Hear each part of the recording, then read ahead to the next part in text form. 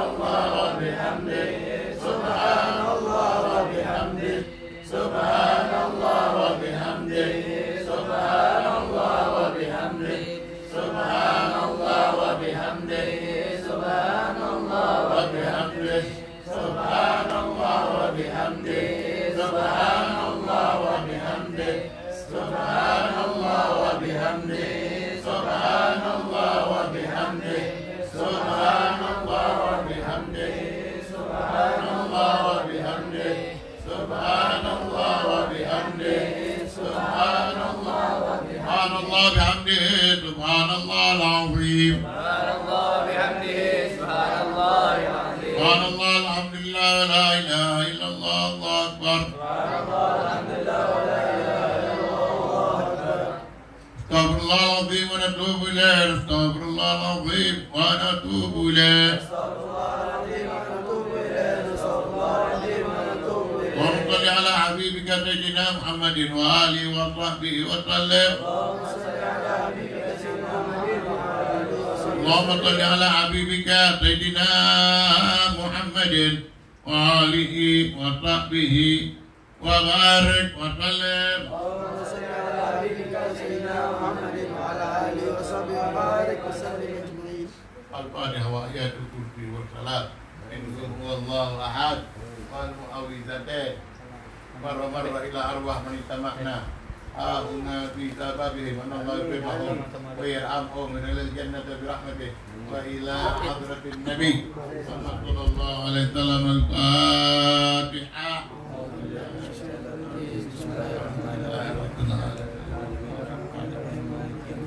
إياك نعبد وإياك نستعين صراط الذين أنعمت عليهم غير المغضوب عليهم ولا الضالين. آمين. بسم الله الرحمن الرحيم. الله لا إله إلا هو الحي القيوم لا تأخذه سنة ولا نوم من ذا الذي يشفع عنده إلا بإذنه يعلم ما بين أيديهم وما خلفهم ولا يحيطون بشيء إلا بما شاء وسع كرسيه السماوات والأرض ولا يؤوده حفظهما وهو العلي العظيم. بسم الله الرحمن الرحيم. قل هو الله أحد الله الصمد لم يلد ولم يولد ولم يكن له كفوا أحد. بسم الله الرحمن الرحيم. قل هو الله أحد الله الصمد لم يلد ولم يولد ولم يكن له كفوا أحد. بسم الله الرحمن الرحيم. قل هو الله أحد الله الصمد لم يلد ولم يولد ولم يكن له كفوا أحد. بسم الله الرحمن الرحيم. قل أعوذ برب الفلق من شر ما خلق ومن شر غاسق إذا وقب ومن شر النفاثات في العقد ومن شر حاسد إذا حسد. الرحمن الرحيم. قل أعوذ برب الناس مالك الناس إله الناس من شر وسواس الناس الذي يوسوس في صدور الناس من الجنة والناس. آمين.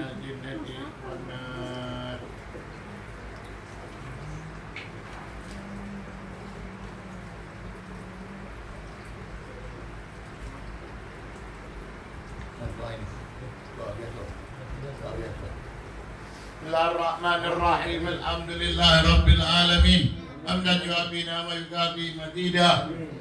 يا ربنا لك الحمد كما ينبغي لجلال وجهك وعظيم سلطانك. سبحانك لا نحصي ثناء عليك أنت كما أثنيت على نفسك. ولك الحمد حتى ترضى ولك الحمد إذا رضيت ولك الحمد بعد الرضا. اللهم صل وسلم على سيدنا محمد في الأولين وسلم على سيدنا محمد في الآخرين وسلم على سيدنا محمد في النبيين وسلم على سيدنا محمد في كل وقت وحين وسلم على سيدنا محمد بالخلائق الأعلى إلى يوم الدين وسلم على سيدنا محمد حتى ترك الأرض ومن عليها وأنت خير الوارثين. وصل وسلم على سيدنا محمد وعلى آله وصحبه أجمعين.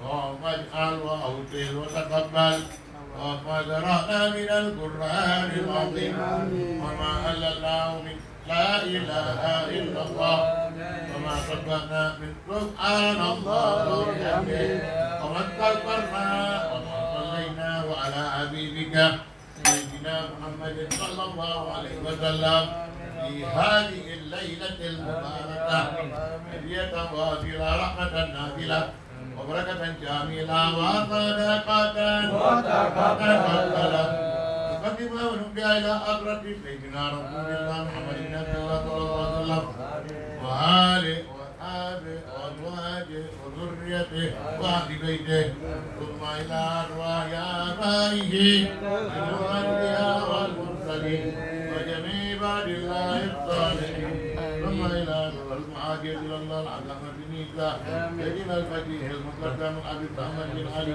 وآله وأصحابه وفروعهم ثم إلى المقدم الثاني الحبيب عبد الرحمن التجابوا لا روت الأسد والمنتسبين إليهم والعاجزين عنهم ثم إلى الأبي علي بن أبي بكر السكران إلى عبد الله بن أبي بكر السكران ثم إلى روح الحبيب العيدروس الأكبر ثم إلى روح الحبيب أحمد بن الأكبر ثم إلى روح الحبيب شيخ أبو بكر بن سالم ثم إلى روح الحبيب عمر بن عبد الرحمن الطاجاري بارة ثم إلى روح عبد الله بن علوي الحداد ثم إلى روح الحبيب أحمد بن زيد العبدي ثم إلى أرواح كافة أولياء إلا في مشارق الأرض إلى مغاربها برها وبحرها ثم إلى أرواح كافة الأساتذة والمشايخ ولمن له الحقوق علينا ثم إلى أرواح الحبيب الكتب الإمام الحبيب حامد بن عمر بن حامد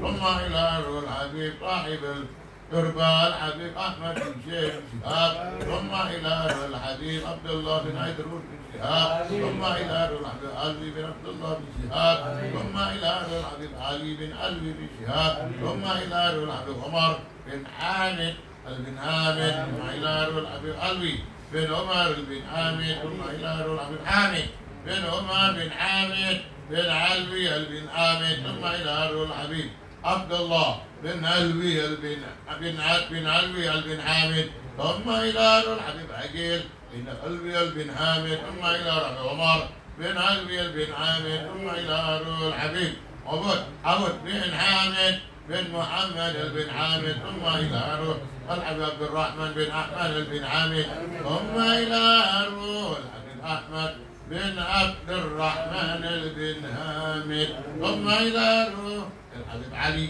بن عبد الرحمن بن حامد ثم إلى الحبيب محمد بن عبد الرحمن بن حامد ثم إلى الحبيب محمد بن حامد بن حامد ثم إلى الحبيب عبد الله بن علوي بن حامد ثم إلى الحبيب الإمام محمد بن علوي الحبيب حامد بن محمد بن حامد ثم إلى الحبيب خالد بن حامد بن شهاب ثم إلى الحبيب حامد بن طالب الكهف ثم إلى الحبيب حسن بن أبي بكر بن شهاب ثم إلى الحبيب فؤاد بن علوي وفقه ثم إلى الحبيب رشدي بن حسن الكهف ثم إلى الحبيب محمد بن أحمد العيدروس ثم إلى الحبيب أبو بكر بن أحمد بن شهاب ثم إلى الحبيب عبد الله بن ثقاب بن شهاب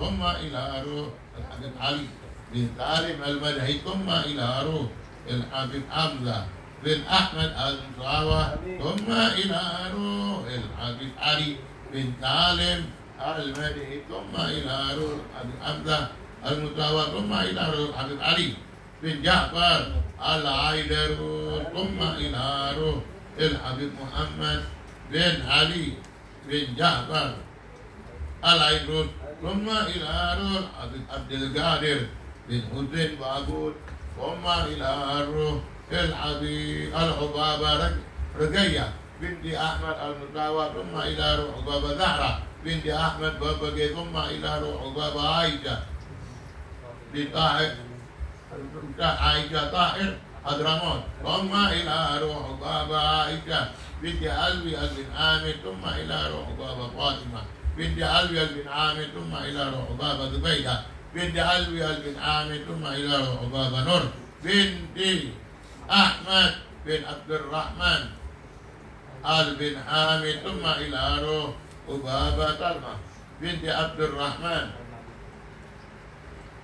المدني ثم إلى حبابة زينب بنت سالم بن شهاب ثم إلى حبابة فاطمة بنت أحمد بن شهاب ثم إلى حبابة نور بنت سالم بن شهاب ثم إلى حبابة محمد بنت حسين بن شهاب ثم إلى الحبيب المرحوم الحبيب عبد الرحمن بن أحمد بن عبد الرحمن بن عامر ثم إلى الحبيب عبد الرحمن الحبيب السيد علوي بن عبد الرحمن بن حامد ثم إلى أرواح كافة الأساتذة والمشايخ ولمن له الحقوق علينا أوجد اللهم ثواب ذلك منا إليهم واجعل نورا يسعى ويتلألأ بين أيديهم ومحققة لهم من النار ونجاة لهم من النار ذكرا وإجابا لهم من النار وبراءة لهم من العذاب اللهم اغفر لهم وارحمهم وعافنا واعف عنهم واغفر لهم وارحمهم وعافنا واعف عنهم اللهم اغفر لهم وارحمهم وعافنا واعف عنهم واجمعنا وإياهم في دار كرامتك مستقر رحمتك ومع أوليائك مع الذين أنعمت عليهم من النبيين والمرسلين والشهداء والصالحين وحسن أولئك رفيقا ذلك الفضل من الله وكفى بالله عليما على سيدنا محمد وعلى آله وصحبه وسلم الحمد لله رب العالمين. الفاتحة.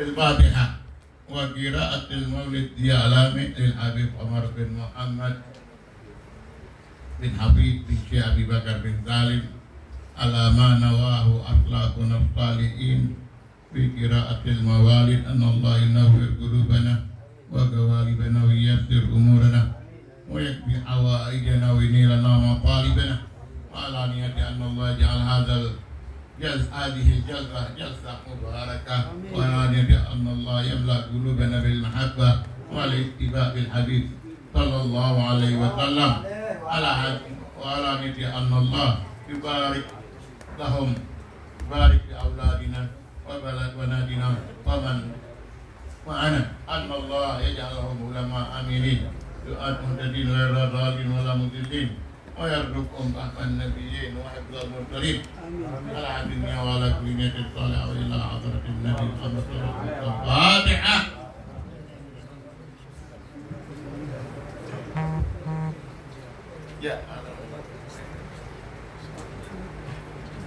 يا ربي صل على محمد يا ربي صل عليه وسلم يا ربي صل على محمد يا ربي صل عليه وسلم صل على محمد حبيبك الشافع المشفع يا ربي صل على محمد حبيبك الشافع المشفع صل على محمد على الورى رتبة ولا يا ربي صل على محمد على الورى رتبة يا ربي صل على محمد اسم البرايا جاها وأوسا يا ربي صل على محمد اسم البرايا جاها وأوسا يا ربي صل على محمد واسلك بنا ربي خير محيا يا ربي صل على محمد واسلك بنا ربي خير محيا يا ربي صل على محمد وعافنا واشفي كل موجع يا ربي صل على محمد وعافنا واشفي كل موجع صل على محمد وأصلح القلب واعف وانفع يا ربي صل على محمد وأصلح القلب واعف وانفع صل على محمد واقف المعادي واصرفه وردا يا ربي صل على محمد واغفر المعادي واشرفه ربي صل على محمد نحل بحسنك الممنى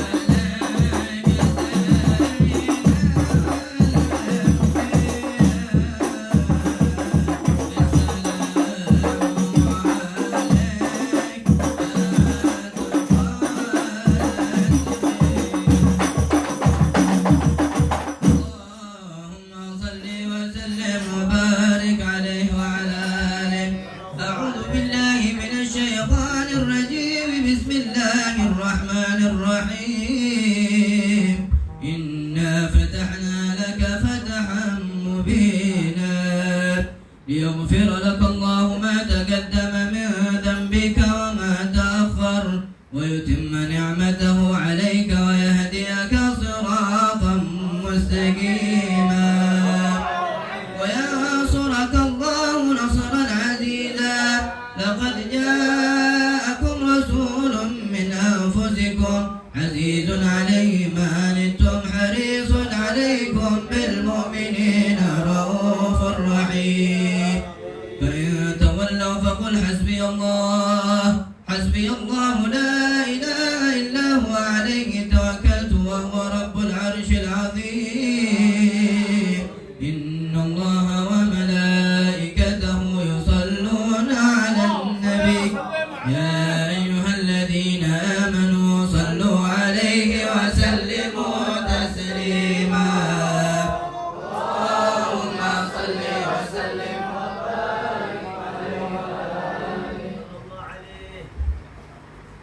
اللهم صل وسلم وبارك عليه وعلى آله. الحمد لله الذي هدانا بهديه المختار من دعانا إليه بالإذن وقد نادانا لبيك يا من دلنا وهدانا.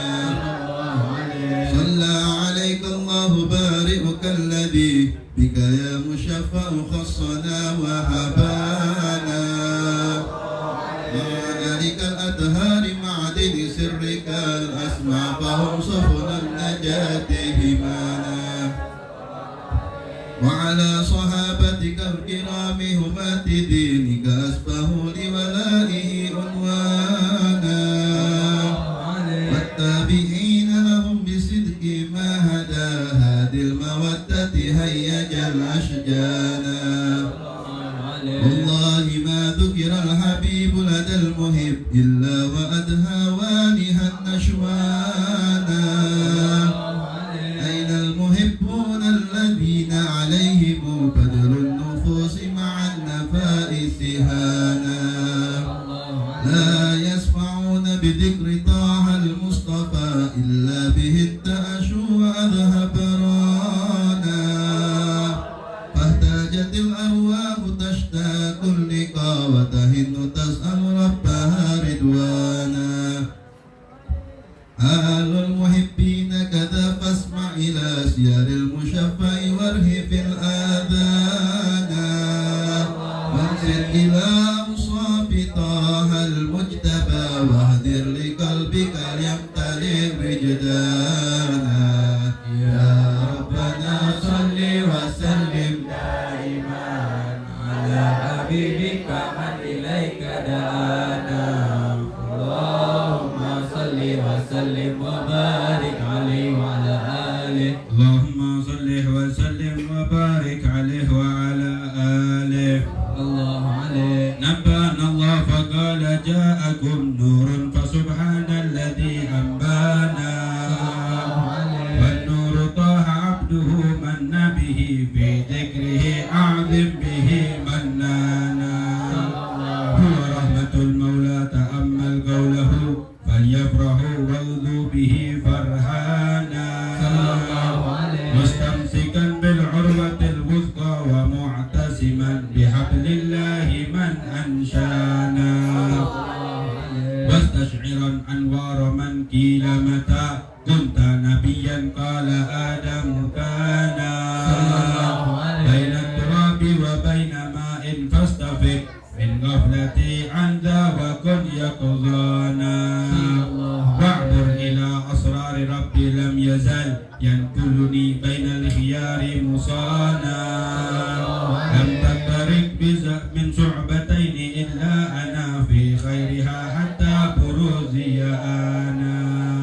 فأنا خيار من خيار قد خرجت من نكاه لإلهي أحصانا. طهرها الله حماه اختاره وما براك مثله إنسانا.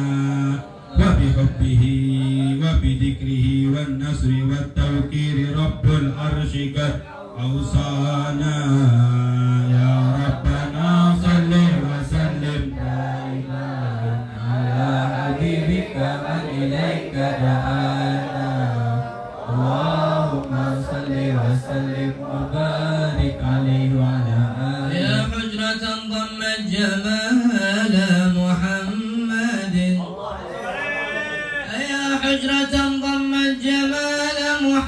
محمد حويت كريما سيدا كاملا بدرا أيا حجرة ضمت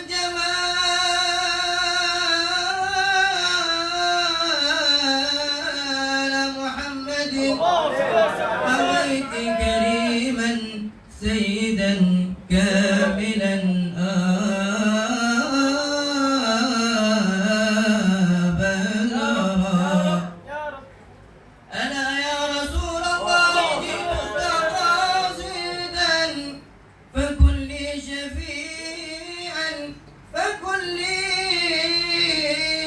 شفيعا يا جل الورى قادرا أنا يا رسول الله يا حبيبي جئتك قاصدا فكن لي شفيعا يا أجل الورى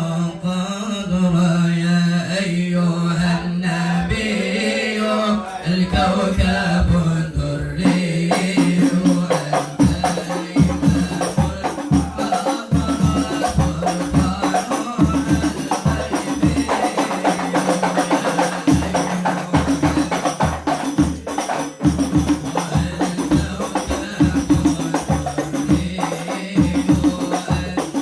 وأنت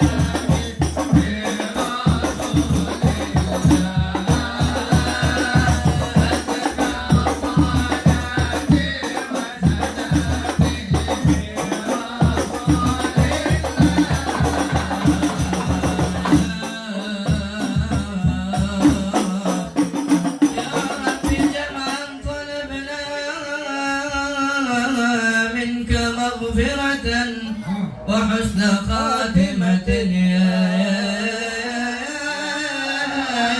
واسع الكرم يا ربي بالمصطفى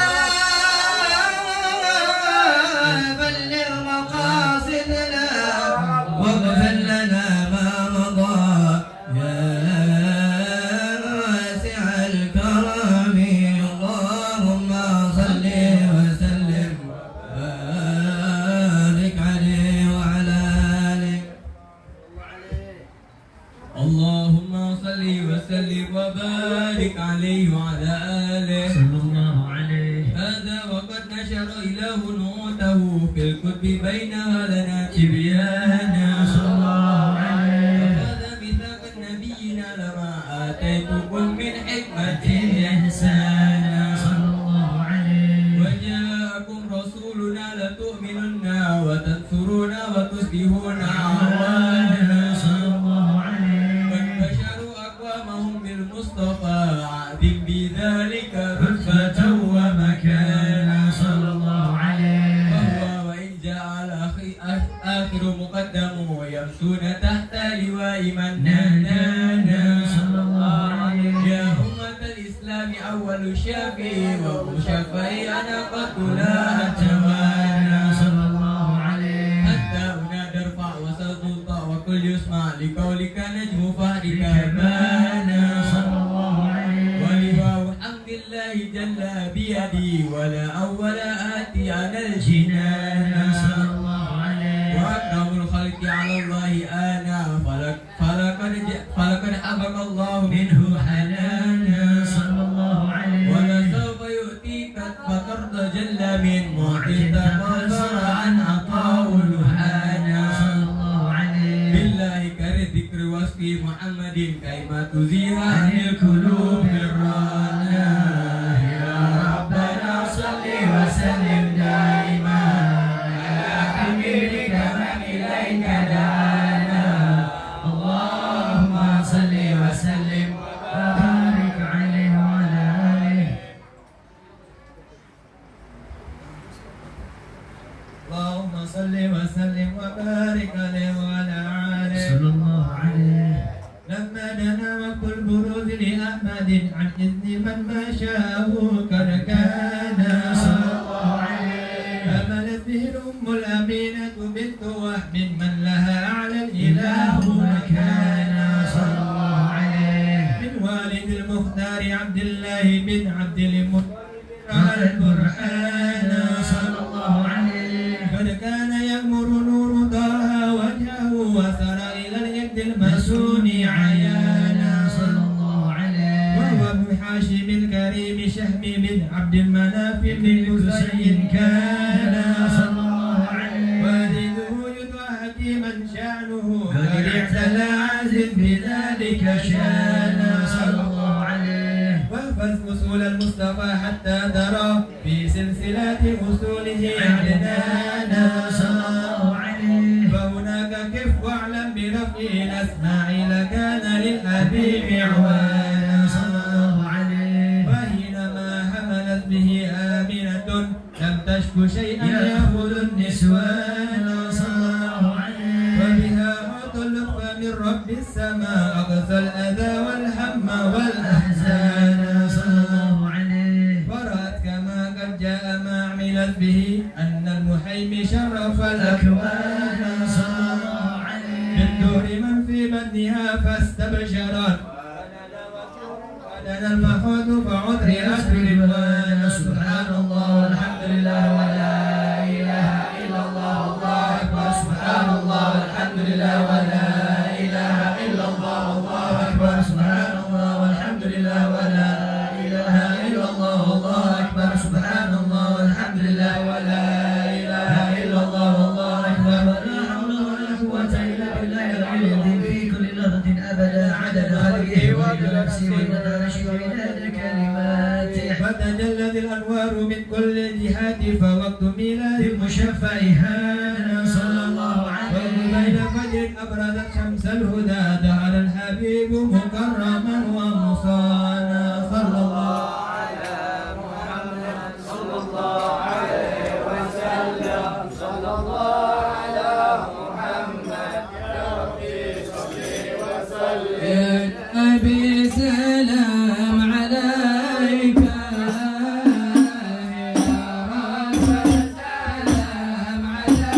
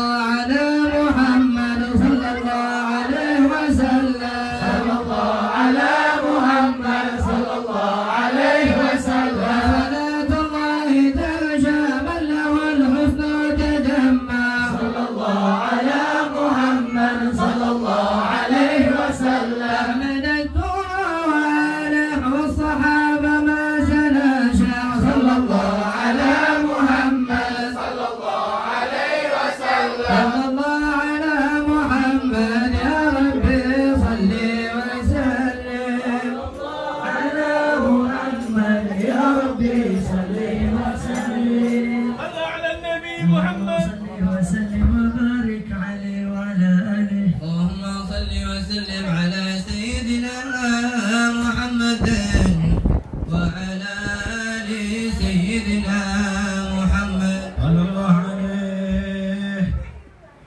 ربي إني للصفات العليا قائم بالفنا أريد عطيا تعتبر الرجا وقفت بذلي فاغثني بالقصد قبل المنية والرسول كريم باب رجائي فهو غوثي وغوث كل البرية فاغثني به وبلغ فؤادي كل ما يرتجي منه منيا واجمع الشمل في سرور ونور وابتهاج بالطلعة الهاشمية مع صدق الإقبال في كل أمر قد قصدنا والصدق في كل نية ربي فاسلك بنا سبيل رجال سلكوا في التقى طريقا سويا واهدنا ربنا لما قد هديت سادة العارفين أهل المزية واجعل العلم مقتدانا بحكم الذوق في فهم سر معنى المعية واحفظ القلب أن يلم به الشيطان والنفس والهوى والدنيا.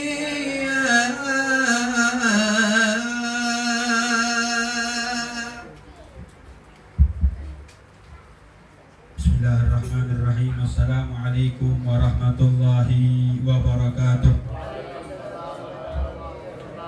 Alhamdulillahi rabbil alamin wassalatu wassalamu ala sayyidina Muhammadin khataman nabiyyin wa ala alihi wa sahbihi ajma'in. Allahumma sallih wa sallim ala sayyidina Muhammadin al-fatih lima ughliq wal khatim lima sabaq nasiril haqqi bil haqq wal hadi ila siratikal mustaqim wa ala alihi wa sahbihi haqqa qadrihi wa miqdarihi al-azim. Alhamdulillah, puji syukur hanya milik Allah Subhanahu wa ta'ala yang senantiasa melimpahkan kita karunia sehat, karunia hidayah kepada kita sehingga kita diberikan kesempatan untuk dapat hadir berkumpul mengingat mengenang sejarah Nabi besar Muhammad sallallahu alaihi wa ala alihi wa sahbihi wa baraka sallam.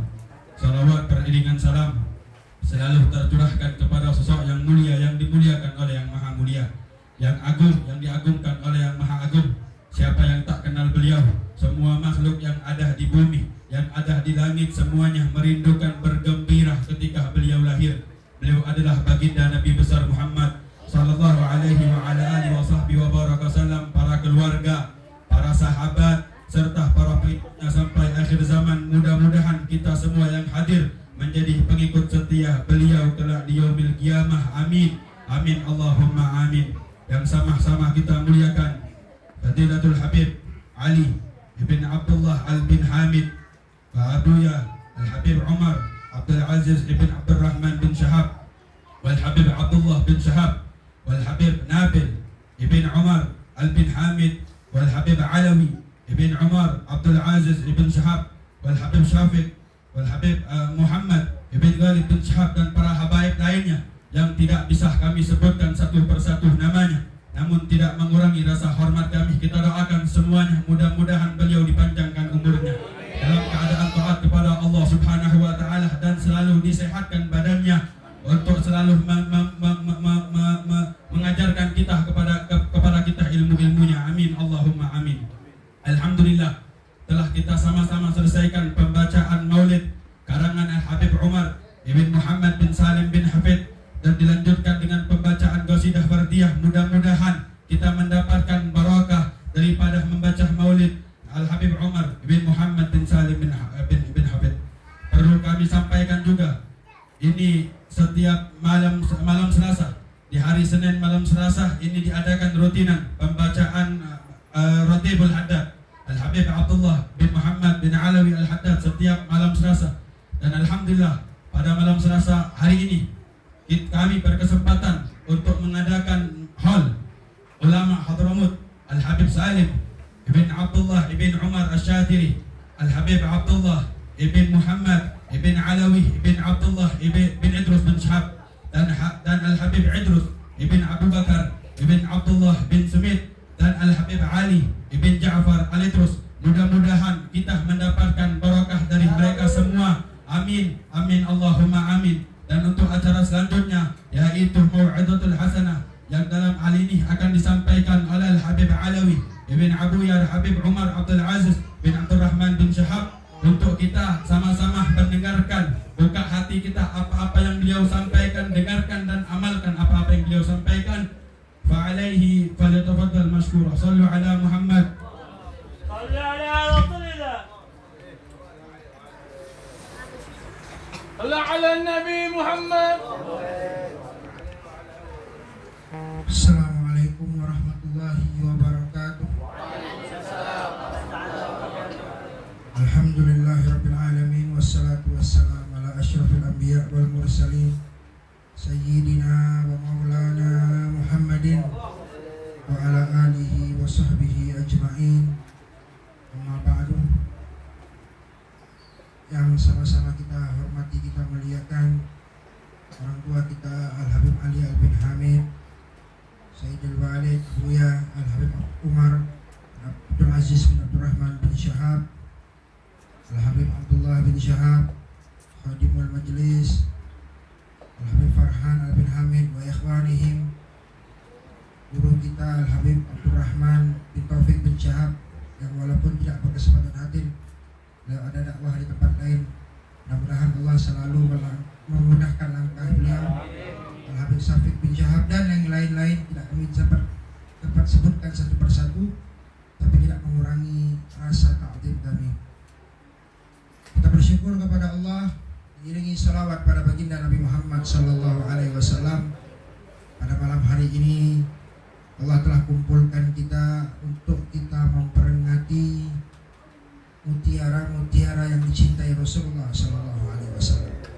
Hari ini kita memperingati haul daripada cucu-cucu kesayangan baginda Nabi Muhammad sallallahu alaihi wasallam. Habib Salim Asy-Syatiri, Al-Habib Abdullah bin Syahab, Al-Habib Idrus bin Sumit, Al-Habib Ali bin Ja'far Al-Idrus dan lain-lain.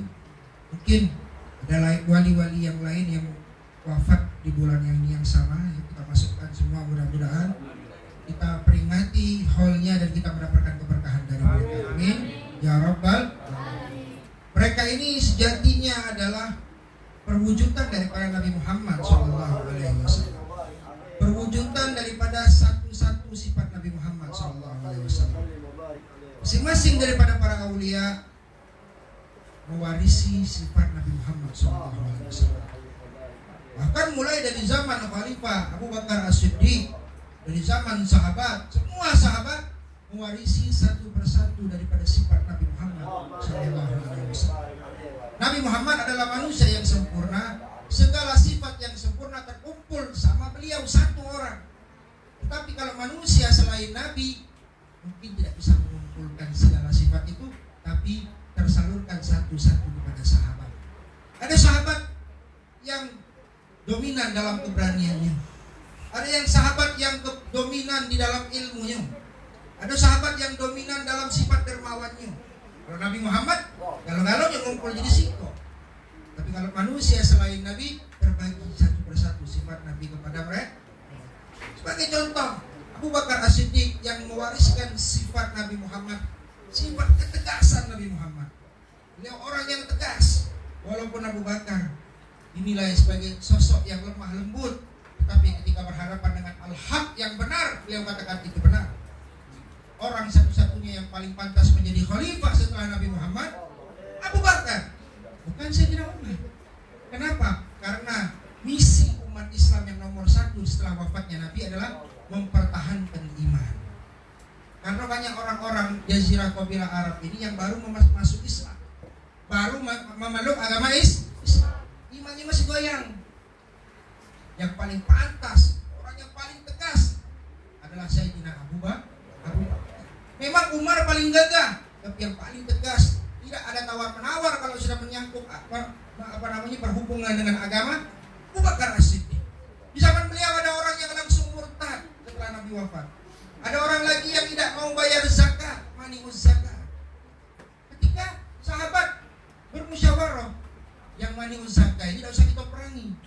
Yang tak galak zakat baik, tidak usah kita perangi. Ngapa? Ya sholat masih, agama masih Islam, sholat masih, puasa masih, zakat lah yang tak galak. Tapi Abu Bakar tidak pakai tawar-menawar. Demi Allah, aku tidak akan membiarkan orang yang membeda-bedakan antara sholat sama zakat. Seandainya nak katik lagi yang nak merewangi cuma ada satu tongkat ini, aku tetap maju dan bayar. Sayyidina Abu Bakar, ketegasan ini hanya dimiliki oleh Abu Bakar. Mewarisi sifat tegasnya dalam masalah iman. Dan akhirnya alhamdulillah 2 tahun saja beliau, tapi orang-orang yang membangkang itu sudah bisa di atas. Setelah Nabi Muhammad wafat, Abu Bakar wafat, Sayyidina Umar dominan dalam keberaniannya, berani beliau. Yang paling cocok setelah iman kuat siapa?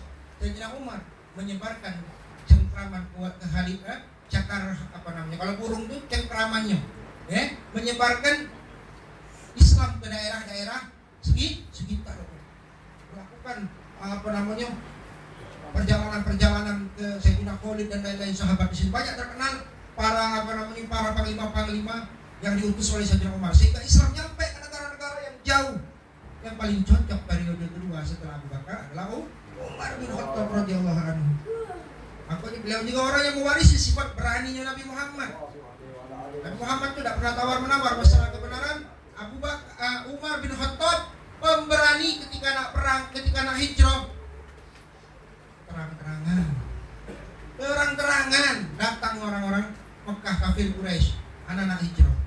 Siapa yang pengen ibunya nangis, pengen bininya nangis, pengen anaknya yatim, halangilah anak belakang, halangilah anak di belakang berbahaya. Dia tidak ada takutnya. Syaitan saja kalau melihat Umar mencari gang yang lain, jangan lupa pasang dengan Sayyidina Umar. Sayyidina Utsman juga mewarisi sifat Nabi Muhammad, rasa malu Nabi Muhammad. Sayyidina Utsman orang yang sangat malu sekali. Bukan dikatakan mandi pun berpakaian beliau, tidak mau terbuka auratnya. Jadi Muhammad dengan sahabat pernah duduk dalam keadaan santai. Yang namanya santai itu ya mungkin bersender, kaki naik, mungkin santai, namanya kan santai. Ketika Sayyidina Utsman mau datang, Nabi rapi-rapi merapikan duduknya dan pakaian. Ya Rasulullah, kenapa Utsman mau datang? Itu Utsman, sahabat kita, saudara kita. Tidakkah kita malu kepada orang yang malu kepadanya malaikat? Malaikat malu kepada Sayyidina Utsman. Mewarisi sifat hayatnya Rasulullah. Sayyidina Ali mewarisi ilmunya Rasulullah. Pintunya kota ilmu, pintu gerbangnya. Kalau orang nak masuk kota ilmu itu Rasulullah Sallallahu Alaihi Wasallam. Pintu gerbangnya adalah Sayyidina Ali bin Abi Thalib. Kalau ada masalah di zaman Sayyidina Umar, ada kata Sayyidina Ali, bingung Sayyidina Umar. Ada kasus, ada hukum yang harus dipecahkan, harus ada Sayyidina Ali bin Abi Thalib. Itu para khalifah mewarisi satu persatu sifat Nabi Muhammad Sallallahu Alaihi Wasallam. Begitu juga dengan Ahlul Bait Rasulullah selanjutnya. Sayyidina Ali di samping ilmunya, beliau juga punya sifat mengayomi. Pemimpin harus meniru bagaimana sifat Sayyidina Ali. Di saat zaman beliau terjadi fitnah besar-besaran, melibatkan Sayyidina Muawiyah, melibatkan Siti Aisyah, tapi beliau berusaha sebisa mungkin untuk merangkul semua. Kalau Sayyidina Ali bin Abi Thalib, Sifat Rasulullah juga begitu. Di Mekah, di Madinah dulu orang Aus dan Khazraj gak pernah berhenti berperang. Sejak masuk Nabi Muhammad SAW, mereka bersatu menjadi kaum Ansar. Warisi sifat Nabi Muhammad mengayom, menyatukan. Begitu juga Sayyidina putra beliau Sayyidina Hasan bin Ali bin Abi Thalib. Rahmatnya Nabi turun pada beliau. Rahmat yang sangat besar. Beliau diangkat jadi khalifah. Tapi beliau takut terjadi fitnah tambah besar, nyawa kaum muslimin jadi taruhannya. Beliau letakkan jabatan khalifah. Nabi sudah mengatakan, ini putraku akan menjadi penyelamat nyawa kaum muslimin yang sangat banyak. Terbukti Sayyidina Hasan mundur daripada kepemimpinannya dan supaya menyelamatkan nyawa, tidak terjadi perang saudara. Tetapi sifat keberanian turun lagi kepada adiknya Sayyidina Husain. Semua kita tahu beliau adalah pemimpinnya para syuhada. Afdalul jihad kalimatul haq inda sultan zalim atau kama qala Sultan Jahil. Jihad yang paling besar berani ngomong kepada penguasa yang zalim. Sayyidina Husain bin Ali bin Abi Thalib. Kita sudah tahu bagaimana perjuangannya beliau bersama keluarganya, bersama sahabatnya, sehingga mereka pun syahid di medan Karbala. Keberanian ini juga dari Rasulullah SAW. Turun kepada Sayyidina Ali Zainal Abidin. Ada sifat apa? Sifat suhud. Sifat khasyah yang besar kepada Allah Subhanahu wa taala. Beliau tidak kalau kita sekarang ini kita gila dengan kuasa. Oh, aku harus mengambil. Aku punya hak dalam pemerintahan cucu Nabi, kepengen memimpin. Beliau ridho dengan hidup beliau, ibadah kepada Allah Subhanahu wa taala. Takutnya luar biasa kepada Allah. Kalau berwudu muka beliau pucat. Kenapa? Mau menghadap siapa? Wajah Anda pucat. Sekarang saya mau sholat mau menghadap siapa? Sifat ini sifat Nabi Muhammad SAW. Rumah beliau terbakar. Ada mungkin sering mendengar cerita ini. Rumahnya terbakar, diteriakkan, wahai Ali Zainal Abidin bin Husain, keluar, cucu Rasulullah keluar. Nanti kau terbakar. Akhirnya sudah beres sholat baru keluar. Kenapa tidak keluar dari tadi? Sholat. Lagi sholat. Bagaimana bisa memutuskan sholatnya? Ya. Api neraka lebih ditakutkan daripada cuma api yang membakar sekitar rumah ini saja. Mereka sedikit satu persatu mewarisi sifat Nabi Muhammad Sallallahu Alaihi Wasallam. Begitu juga dengan ulama-ulama yang kita kholi pada saat ini. Mewarisi ilmunya Rasulullah, mewarisi rahmatnya Rasulullah, mewarisi tawadhu'nya Rasulullah Sallallahu Alaihi Wasallam. Abdullah bin Syahab betapa tawadhu'nya beliau menerima tamu-tamu yang datang, murah dengan senyum. Begitu Nabi Muhammad, orang yang murah senyum. Begitu juga habaib-habaib yang lainnya yang kita kenal, mereka satu persatu mewarisi sifat Nabi Muhammad Sallallahu Alaihi Wasallam. Tujuan kita berkumpul pada malam hari ini adalah mengikat cinta kita kepada mereka, cinta kepada para salaf, cinta kepada Sayyidus Salaf baginda Nabi Muhammad Sallallahu Alaihi Wasallam. Faedah cinta yang paling besar adalah al-ma'iyah, kebersamaan nanti bersama mereka. Itu saja. Mengandalkan amal kita ini perlu diistighfari. Jangan kita banggakan amal. Amal kita ini aja perlu diistighfari. Ikhlas tidak, benar tidak, sah atau tidak. Kita mengandalkan mahabbah kepada Sayyidus Salaf dan para salaf Nabi Muhammad Sayyidus Salaf. Seorang sahabat pernah bertanya kepada Nabi Muhammad, Arabi, seorang Badui yang Arabi bertemu Nabi Muhammad, pada saat kapan kiamat wahai Rasulullah? Ma'adatlah, kata Nabi. Jawab balik, kamu siap-siapkan apa persiapan kamu? Bukan banyak sholat wahai Rasulullah, bukan banyak puasa, bukan banyak sedekah. Walakin uhibbullah wa Rasulullah. Aku cinta Allah, aku cinta Rasulullah. Sudah cukup itu kata Nabi. Kata Nabi, anta ma'aman akhlak. Kamu kumpulkan dengan orang-orang yang kamu cintai. Ini yang kita cintai harus mereka. Pedoman kita harus mereka. Teladan kita harus orang-orang yang soleh. Abi Ali Habsyi mengatakan, man la salaf fi tariqati ahlu tahayyam, yang tidak berjalan di jalannya para leluhurnya, para salafnya, dia akan sesat, dia akan bingung.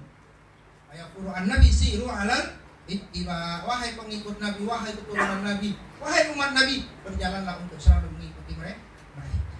Itulah teladan. Teladan anak muda zaman sekarang siapa? Nauzubillah. Kalau zaman dulu itu masih pemain sepak bola. Kalau zaman sekarang YouTuber, TikToker, apa lagi? Selebgram. Yang mencontohkan mungkin tidak ada satu pun mencontohkan dekat sama Allah Subhanahu wa Ta'ala. Kalau zaman dulu yang disenangi main bola, kalau zaman sekarang ini apa lagi disebut apa namanya? Influencer yang galak, rajin di sosmed, itu yang diikuti oleh anak muda. Dan disitulah kaget kenal yang namanya hal-hal yang tidak baik. Yang dicontohkan nggak ada menyontohkan sholat, menyontohkan sholawat, menyontohkan ratib, menyontohkan majelis taklim, nggak. Nah itulah yang kita ikuti adalah Sayyidus Salaf dan Salafun Nasab. Hadirin yang dirahmati Allah Subhanahu wa Ta'ala, tapi cinta sejati perlu bukti.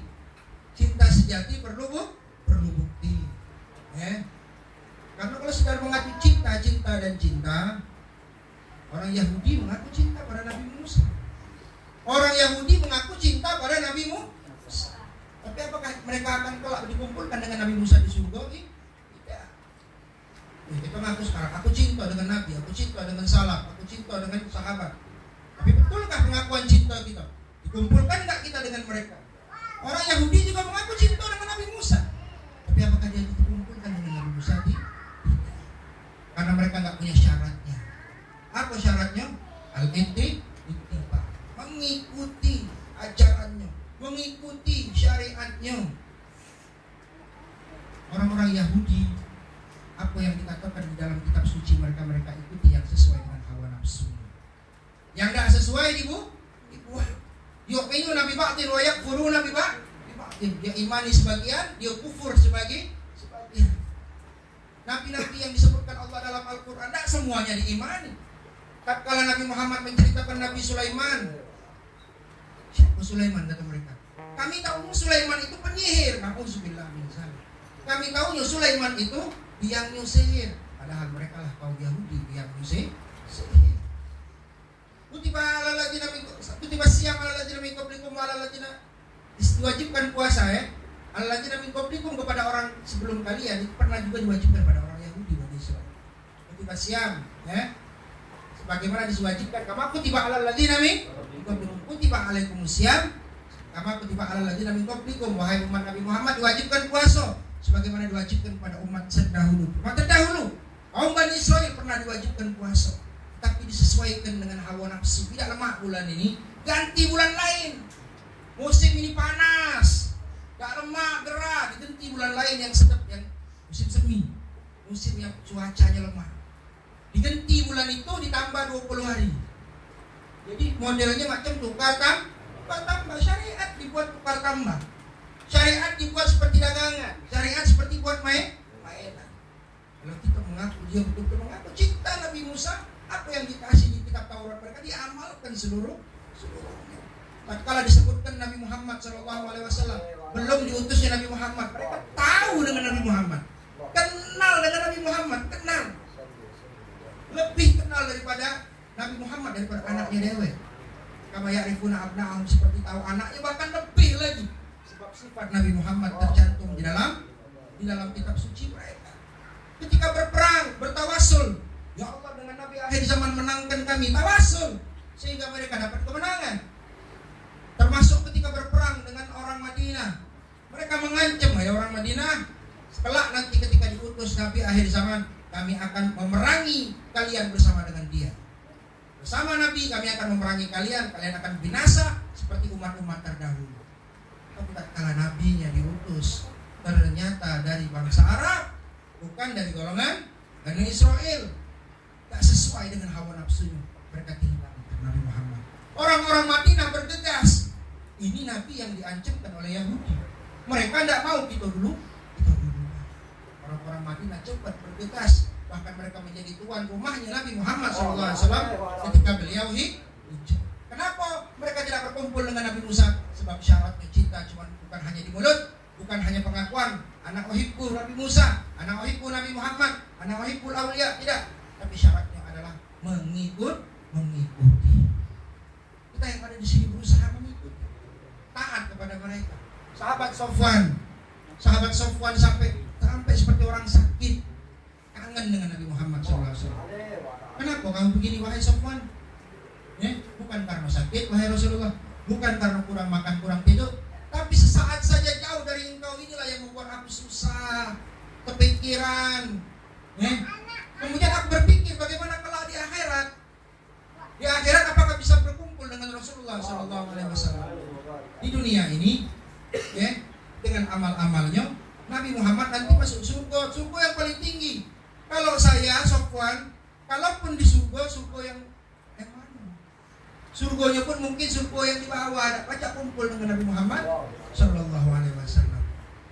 Allah berfirman, "Man yuti'illah wa rasulah, fa ulaika ma'al ladzina an'ama Allah 'alaihim minan nabiyyin wasiddiqin wasyuhada wassalihin wa hasuna ulaika rafiqa." Allah berfirman menjawab daripada kegalauan daripada sahabat Sofwan. Apakah bisa berkumpul dengan Nabi Muhammad? Barang siapa yang taat pada Allah dan Rasulnya. Taat adalah bukti cinta. Taati Nabi, ikuti Nabi, maka engkau akan bersama orang-orang Nabi, para Nabi, para syahid, para orang-orang soleh, dan itulah sebaik-baiknya kawan dekat, sebaik-baiknya rekan. Tidak ada jawaban untuk kita.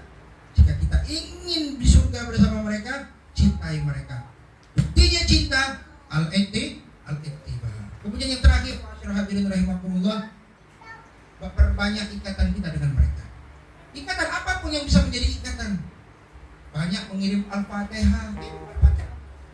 Kita kepada kedua orang tua kita mungkin yang sudah tiada, kita sering bacakan Al-Fatihah. Masukkan nama-nama para wali. Mudah-mudahan kita mendapatkan syafaat dari mereka. Sebab di akhirat ada 3 yang bisa beri syafaat: Nabi, syuhada, kemudian ulama. Mudah-mudahan kita mendapatkan syafaat mereka. Ikatan kita dengan kitab mereka, misalnya kitab wirid mereka, Abdullah Haddad, ada Ratibul Haddad, kita baca agar terikat dengan beliau. Ratibul Attas, Umar bin Abdurrahman Al-Attas. Kemudian ada amalan-amalan dari para wali, amalkan supaya kita terikat dengan mereka.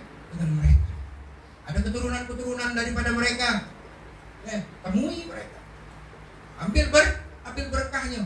Ada murid daripada ulama-ulama yang mungkin ini kita belum pernah berjumpa. Dengan berjumpa dengan muridnya, insya Allah dapat berkahnya.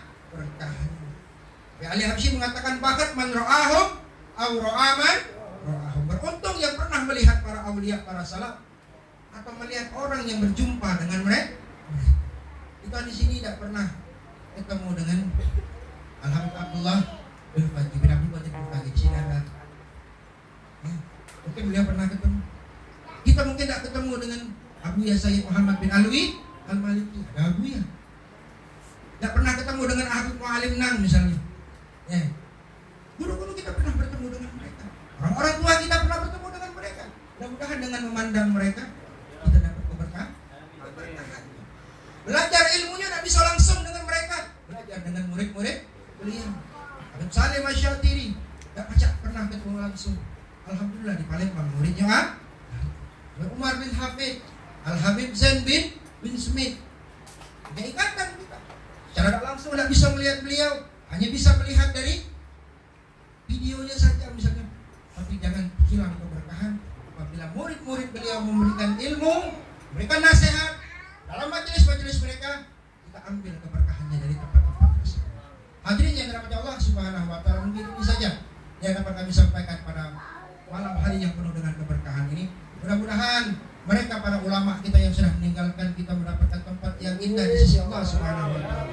Guru-guru kita, ulama kita yang masih hidup, mudah-mudahan dipanjangkan umurnya oleh Allah Subhanahu wa taala.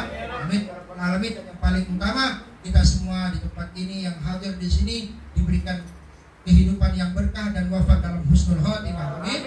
Ya rabbal alamin. Hadza ma qultu lakum wal afu minkum. Wassalamualaikum warahmatullahi wabarakatuh. Jazakumullah khairan jazak kepada Habib Alawi bin Abuya, Habib Umar Abdul Aziz bin Syahab.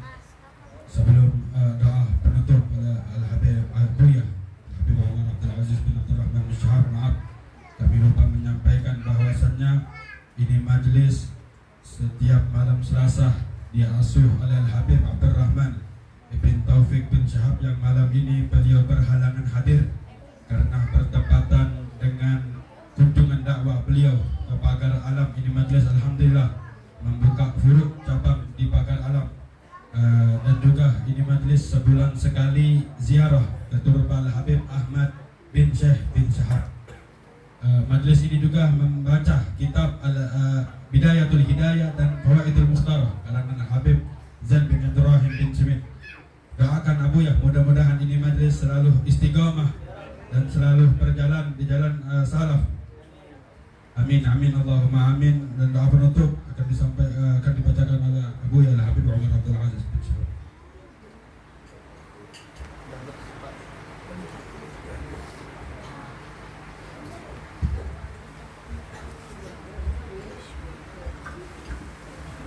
Bismillahirrahmanirrahim. Alhamdulillah rabbil alamin.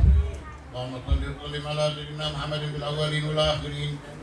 Shalli wa sallim ala sayyidina Muhammadin bin nabiyyin wal mursalin. Amin. Wa shalli wa sallim ala sayyidina Muhammadin fi kulli waqtin wa hin. Amin. Wa shalli wa sallim ala sayyidina Muhammadin wa ala alihi wa sahbihi ajma'in. Amin.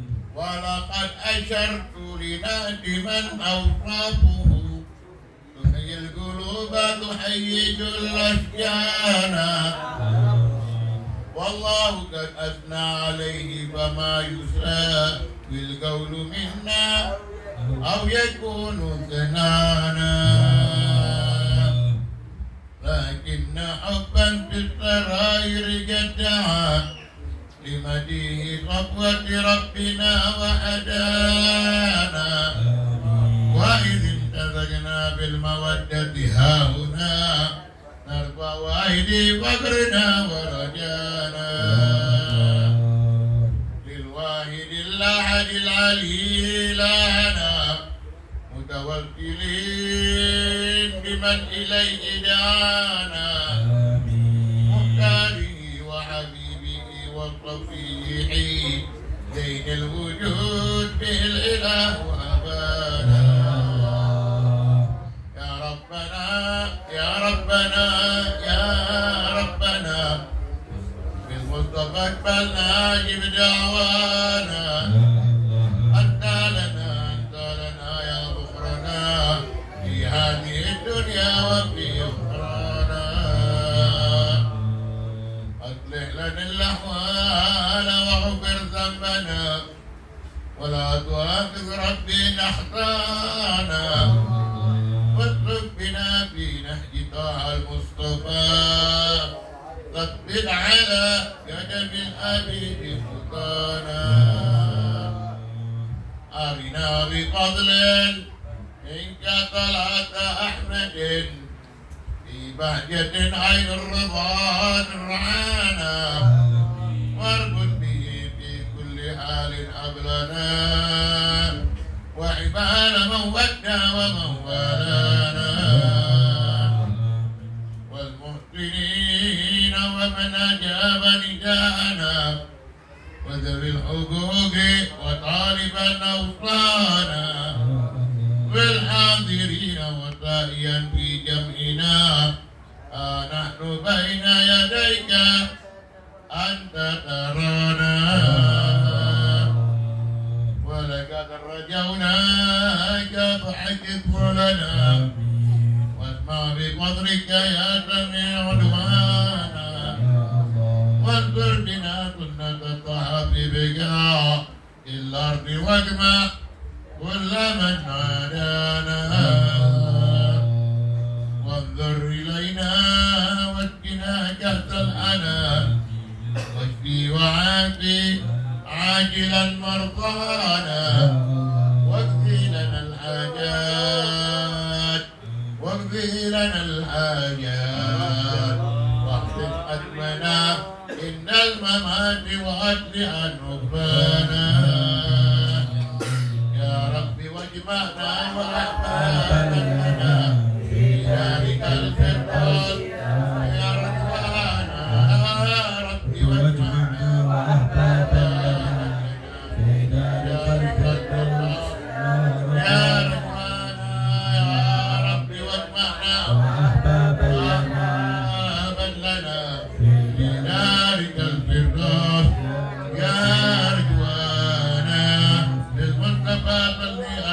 وآله ما أردت ريح الصبا وصانا سبحان ربك رب العزة عما يصفون وسلام على المرسلين والحمد لله رب العالمين. الصلاة والسلام عليك يا سيد المرسلين. الصلاة والسلام عليك يا خاتم النبيين. الصلاة والسلام عليك يا من أرسله الله رحمة للعالمين. ورضي الله تعالى عن أصحاب رسول الله أجمعين. الفاتحة.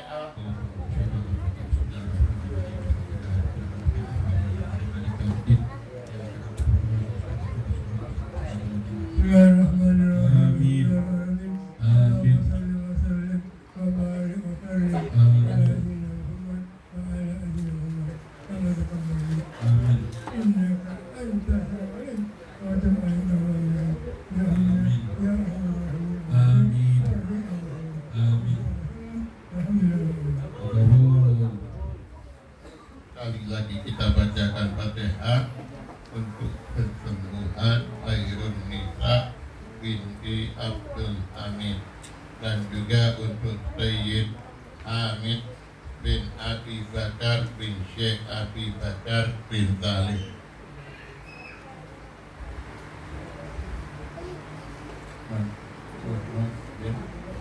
Bin Syahbudin bin Syihab.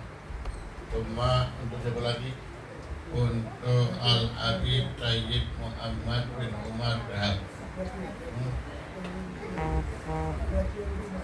Dan Zakia binti Umar bin Zainal Abidin bin Syihab. Annallah yashfihim ba'an ajilan ba'an la yuwadba'du rakaman ala hadiniyah wa ala kulli niyatin salihah wa ila hadratin Nabi Muhammad sallallahu alaihi wasallam. Al-Fatihah.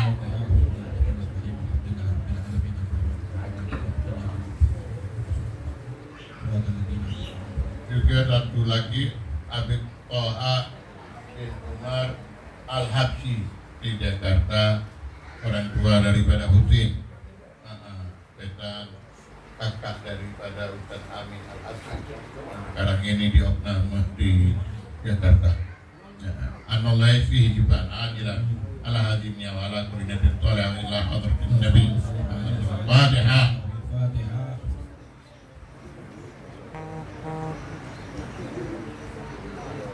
Ar-Rahmanir-Rahim. Alhamdulillahirabbil alamin. Allahumma shalli ala Muhammad wa ala ali sayyidina Muhammad. Allahumma ihsab tashabi. Ikfi mardana wasfi man awdana bi du'a syifat fi nasbihim ba'an ajilan ba'an la yughar ba'du rakaman ala alaman bi rahmatika arhamar rahimin ya arhamar rahimin ya arhamar rahimin. Sallallahu ala sayyidina Muhammad ala alihi wasallam. Alhamdulillahirabbil alamin. Satu hidangan 4